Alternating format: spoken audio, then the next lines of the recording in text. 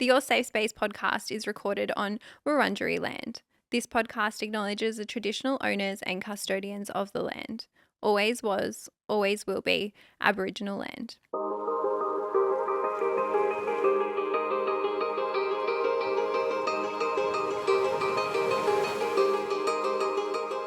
Welcome to Your Safe Space, the podcast. I'm your host, Adele Marie, and this podcast is here for you.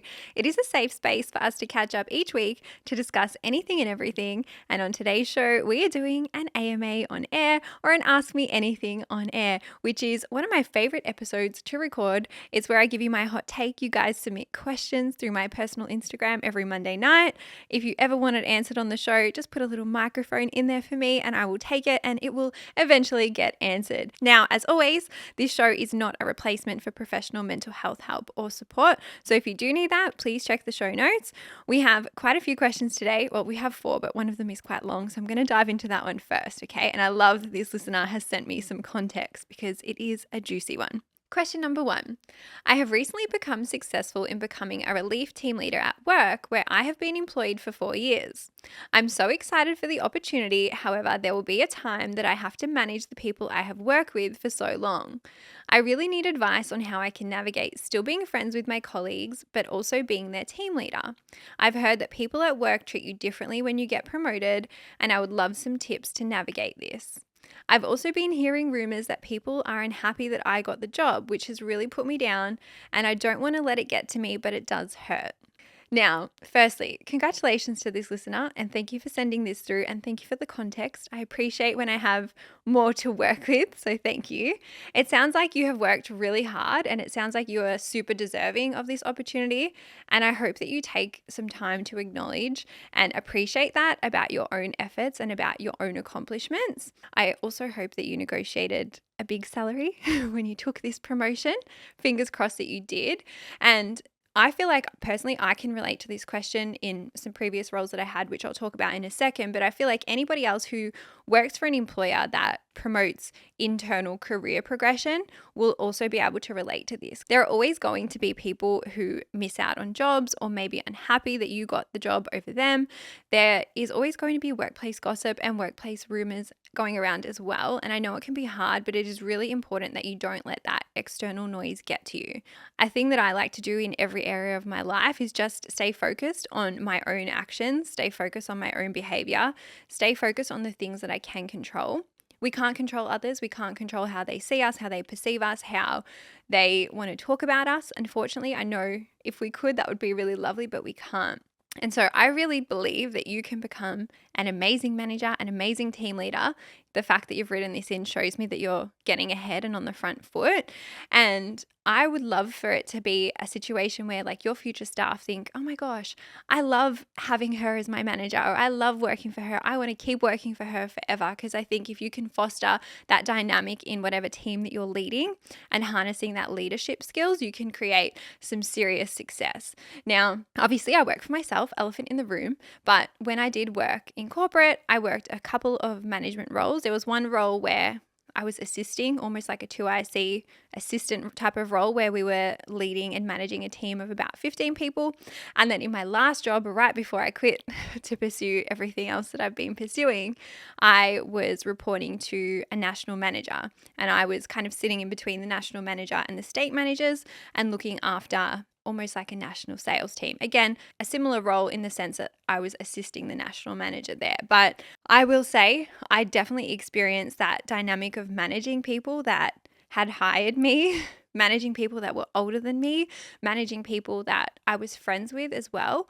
I never really had anyone be unsupportive in any of those roles, thankfully, but it is a weird dynamic. And I think what it comes down to is just focusing on leadership. And so I'm going to give you some tips and tricks.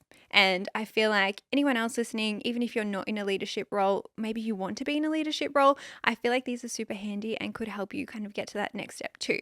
Now, the first thing that I recommend you do is assess the situation. You're going to assess 2 things. Firstly, yourself as a leader, and that looks like looking at all of your strengths, all of your weaknesses, where you need to improve, where you are already skilled at as well, and looking at your behavior and seeing if you are leading by example.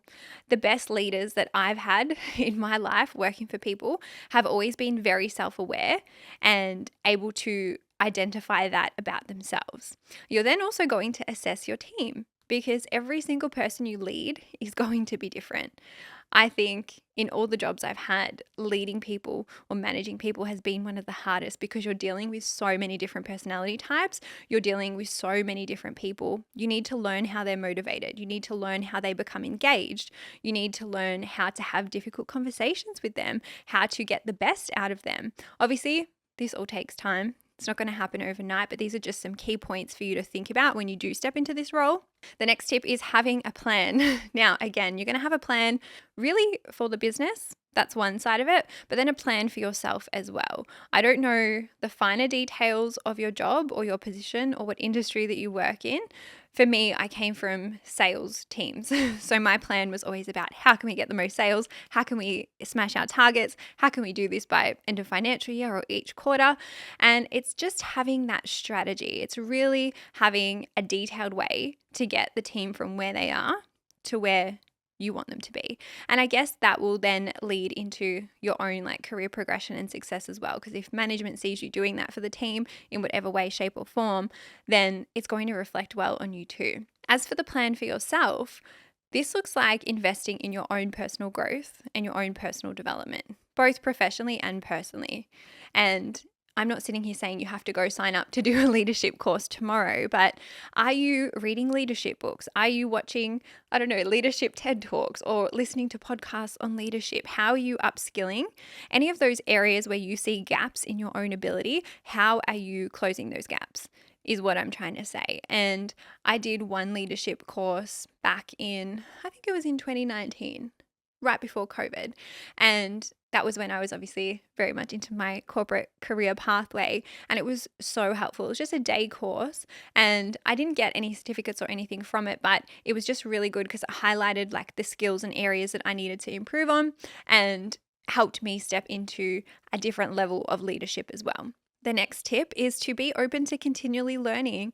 And when I think back to the best managers I had or the best leaders that I had in my life, they were always learning. They were always there knowing that there was room for growth and that you couldn't be perfect at literally everything. There was always room to improve and room to be better. And that is, in my eyes, how you become an effective leader and how you become more efficient in your leadership too. And then my last tip, this one is so underrated, but I feel like it is life-changing, and that is to find a mentor. And this could be someone that you currently work with. It could be your current manager, the person maybe that hired you for the job. It could be an ex-manager, someone you used to work for, or it could even be somebody that you didn't necessarily report to, but maybe admired in a different pathway or a different area of your life. And what I mean by finding the mentor is challenging that energy, seeing how they do things, especially the things that they do well, and then trying to emulate that in your own personal way and your own personal style. If you can also arrange some one-on-one mentoring or a mentoring situation, I think that would be helpful too. In my not my last role, the role before that, I had a mentor in that corporate space and we would have monthly catch-ups, and it was more just a coffee, very low key. It wasn't anything super crazy, but we would talk about strategy. We would talk about how I was going with things. We would talk about plans, and it just really kept me on the path that I wanted to be on, and it helped me manage that and move into that next chapter of my life. The last thing I'm going to say is give yourself time. I think stepping into a role like this for the first time can be really difficult and really challenging. As long as you are trying your best and you are giving it space and you are working to become a better leader, I think that is the best thing that you can do. I know that you also said, how do you manage that friendship and leadership at the same time? And I think that's something that you'll just need to learn to navigate with that time and space. As I said, everyone you manage is going to be so different. You can definitely still be their friend and still be their leader at the same time. And I think I would urge you just to look at those dynamics in your life. When have you been friends with a leader? When have you still respected someone but still had friendship there as well? And then try to emulate that for yourself too. Good luck. I would love to hear anyone else's leadership tips too. If you guys have any tips, feel free to drop them into the Facebook group as well, because leadership, I feel, is a great skill to have, whether you are working for someone, working for yourself, wanting to upskill in any area of your life. I think it's super important. We could even do a deeper dive or another episode on that if you wanted. All right, next question. This one is short and sharp, slight change of pace from the last. Question number 2. Do you believe in breaks in a relationship? And when I got this question, I was like, I want to say no immediately, but I'm going to say it depends, okay? Because it depends on a lot. It depends on so much context. I don't have the context here. Personally, I'm going to say they're not for me. I wouldn't want to break. I don't like them. I haven't ever had any of my long-term partners request a break. And if I think back to any of my relationships where a break was even like considered, I feel like it was mainly just like the high school relationship where things maybe weren't as serious or we had no fucking idea what we were doing. But yeah, it definitely depends. And I want to know, like, who wants the break? What is the cause of the break? How long is this break? Like, I need to know details and I don't have them now. But at the same time, I thought about this long and hard, and I never want to come on here and be black and white. And I know for a fact I'm going to have people listening that are like, I had a break and it worked out fine and it was all good and well. But I think those people are the exception to the rule. Personally, the idea of someone needing a break from me to decide if they want to be with me makes me feel physically unwell, and it really triggers that rejection and like that feeling of not enough. And I feel like that's why the thought of it just like makes like my skin shiver, because I just dislike it so much. So I guess that's where my bias is leaning in. I'm acknowledging that. And I also think it's just rare that a break is this transformative, amazing thing for a couple. Usually when a break is coming up or a break is being discussed, it is because they're at breaking point, almost at a breakup, and sometimes it almost feels like the easier thing to do or the easier step to take. I think it's very rare where a break is mutually agreed to with very clear communication. There's a purpose, there's expectations, there's a time frame, there's goals for the break. And maybe the cause for the break is not a negative one. So maybe the break is because of work or family or other circumstances that aren't borderline breakup. And so I'm going to say those are rare. We can put those in the rare bucket. If you are one of those people, good for you. I'm really happy for you. On the other hand, I don't think that breaks are a good way to go about things. And that's because the break is typically taken at a point where the couple is on that path to a very real breakup. And that's when trust may have been broken. Maybe someone has done something to betray the other person. Maybe you're realizing that your values aren't aligned. Maybe you are scared to break up with them. And so instead of breaking up, you ask for a break. Or maybe your partner is scared, and instead of breaking up with you, they ask for a break, which I think is a very, I'm going to say, like, coward thing to do. If you know you don't want to be with someone, cut them loose. I feel like it's better to rip the Band-Aid off than do that slow pull, especially in a situation like that. And so my answer here is it depends. I'm not going to say that I'm for or against it. I'm definitely leaning to against it. I would love to know what you guys think. I'm very curious. Do you like breaks? Have you had a break and has it worked? Have you had one and it worked? Have you taken one and then regretted it, and should you have broken up instead? Let me know in the thread for this episode in the Facebook group. Question number 3. How do I navigate the feeling of being unwanted? I feel like I never get past the talking stage, and I'm starting to feel like there is something wrong with me for real. And to this listener, firstly, I just want to say I'm really sorry that you're feeling this way. There is nothing wrong with you. I can tell you that, hand on heart. Nothing wrong with you.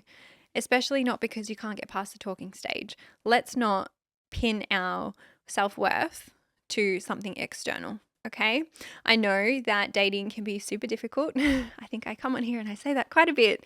It can trigger lots of things in us, including that feeling of being unwanted, including that feeling of being rejected, including that feeling of not being enough. And my ultimate advice here is to just focus on you, work on your self-concept, and I'm going to give you some tips and tricks in a second, but also work on how you look at dating as well, because I think there's 2 things going on here. The first thing being you and how you are looking at yourself, and then the second thing being how you are looking at dating. And so to work on your self-concept, the first thing that you need to do is to navigate and unpack what you are currently feeling. Okay. Now you've said here that you're feeling unwanted by whatever's going on. So I would love for you to sit down, grab a journal, write down everything that's coming up for you when you are feeling unwanted. What emotions are you feeling? Label that. There is that thing in psychology where it's like you have to name it to tame it. And that is legit. It's not a joke. When you give it airtime, when you give it oxygen, it helps it pass. And it's also really nice to see, even though it can be uncomfortable, where it's coming from. So if you just give some space and time for that, you'll be able to hopefully unpack that a little bit more.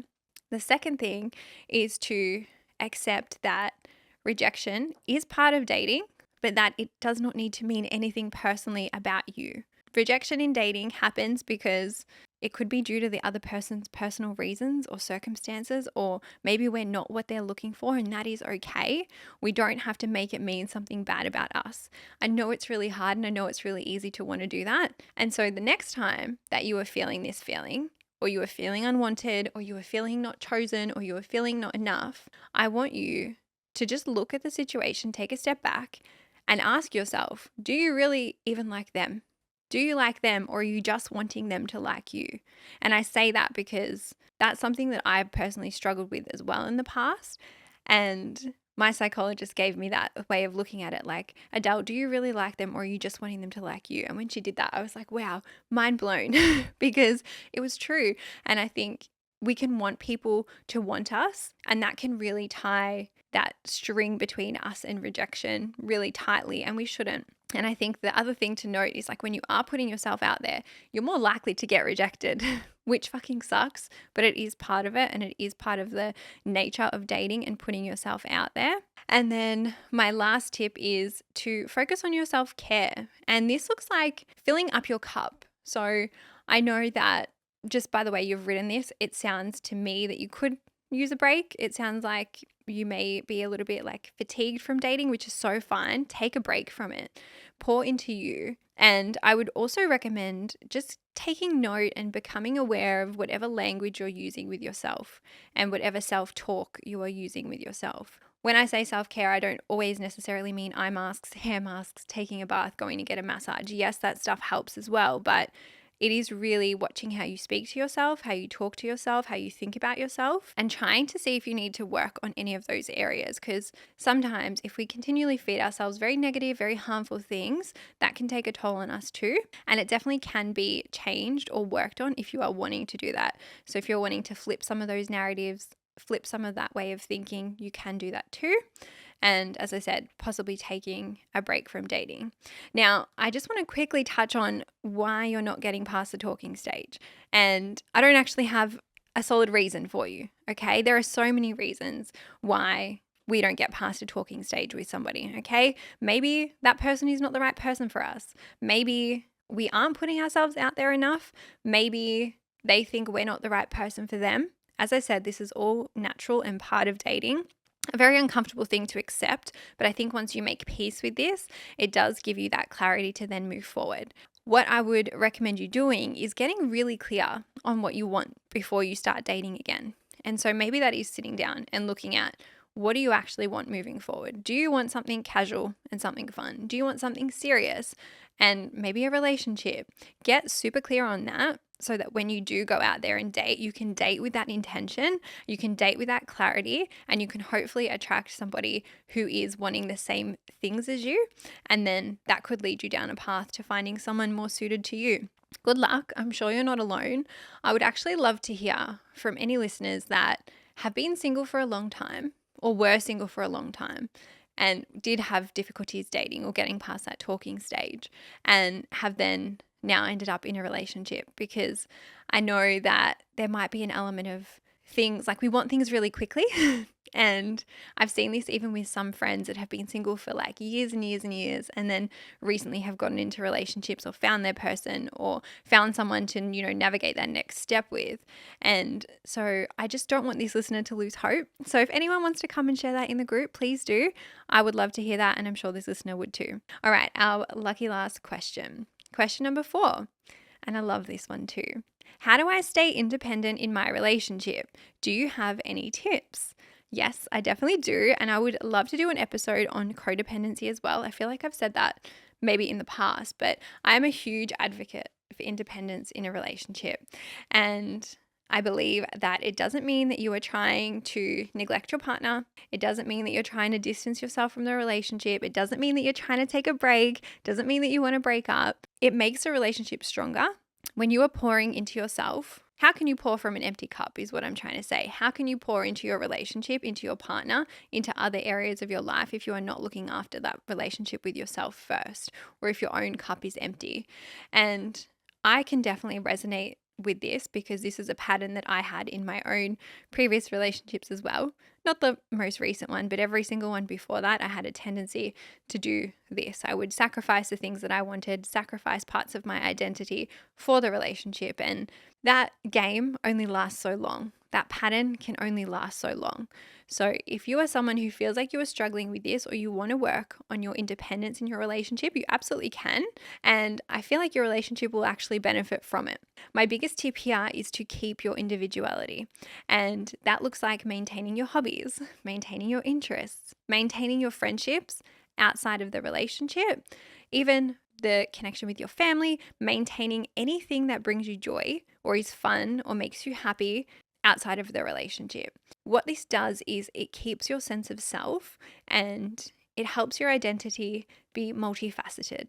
Instead of your identity just being tied to being in a relationship with so-and-so, you're also the person who has these hobbies, has these interests, has these friendships, and you have different parts of your life, which helps you maintain that sense of self. Secondly, my tip is to communicate. And it can be really hard, I think, as well, if you've been in a relationship for a long time, and this is something that now you want to work on.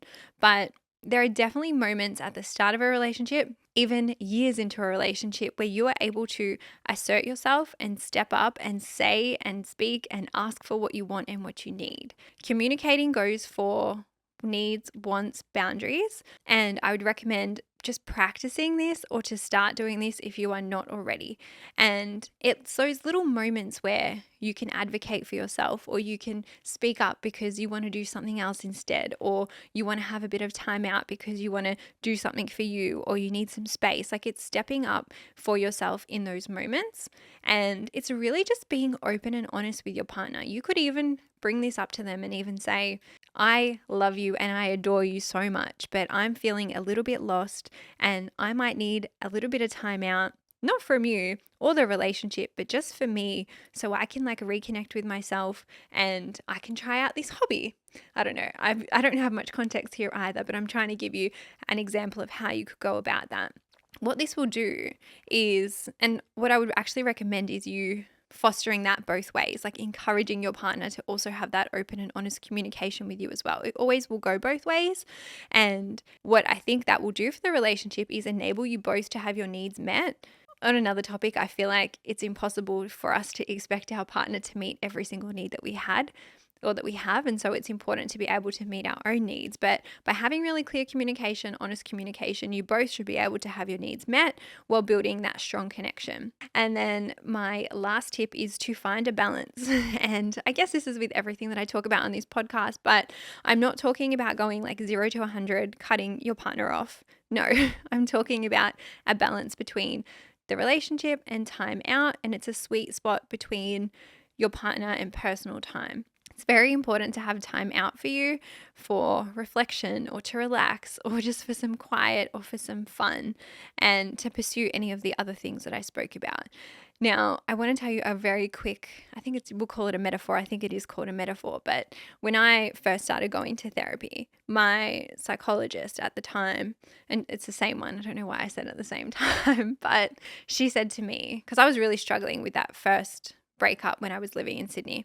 And I think the dynamic there was different for me because I was away from my family. I was living with this guy, and that relationship really did consume a lot of my identity. And really, aside from work and maybe the gym, the relationship was a large portion of it. And she had given me this advice, and I've carried it through dating, and I carry it with me now, where she said, your life is like a book, and there are going to be chapters, there are going to be pages in there, and we can't ever have all of the pages or all of the chapters just being one thing. Whether that's your partner, whether that's your job, whether that's the promotion that you want, whether it's the house that you want, whether it's we can't allow one thing to just take up all of the pages in the book, right? Because what happens when we don't have that one thing?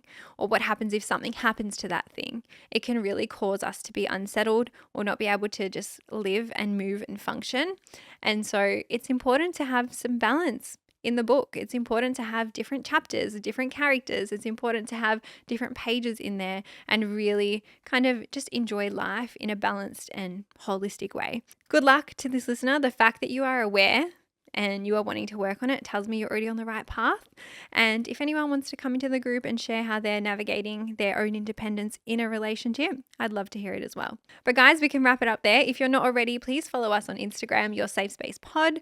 I actually had a thought today and I'm like, I need to bring the giveaways back. So keep an eye out because they will be coming back soon. I want to do a whole heap of them before I head off to Europe. And yeah, if you're not already, give us a follow there. Follow me at Adele Marie. And then please join our beautiful Facebook group as well. It's Your Safe Space podcast community. I love every single one of you in there. Thank you to all 4,900 of you. And please leave us a review on Apple or a rating on Spotify. And also tag us in your story while you're listening. If you think this podcast has helped you in any way, shape or form, tell someone you love about it or put it on your story. All right, guys, I'll see you next time. Bye.